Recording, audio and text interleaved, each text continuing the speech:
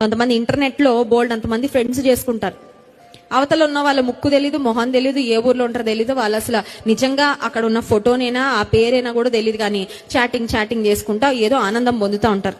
ఇక్కడున్న యవనస్తులకు ఒక మాట చెప్పాలని ఆశిస్తున్నాను. సోషల్ మీడియాలో ఒకవేళ మీరు మరి చాలా మందిని ఫ్రెండ్షిప్ చేసుకుంటూ వాళ్ళతో మాట్లాడుతూ ఉన్నట్లయితే దాదాపు 50% పైగా అకౌంట్స్ ఫేక్ అకౌంట్స్ అంట.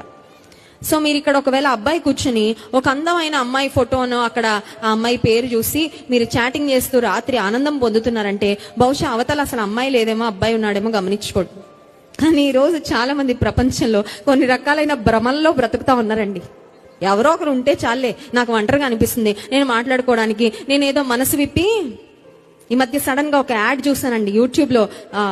ఏదో వాక్యం విందామని పెడితే యాడ్ వస్తుంది. ఏంటి యాడ్ అంటే, మీరు ఒంటరిగా ఫీల్ అవుతున్నారా, అర్ధరాత్రి మీ రహస్యాలు చెప్పుకోవడానికి మీకు ఎవరైనా కావాలా, మీరు ఈ యాప్ డౌన్లోడ్ చేసుకోండి, మీకు అమ్మాయి కావాలంటే అమ్మాయి, అబ్బాయి కావాలంటే అబ్బాయి.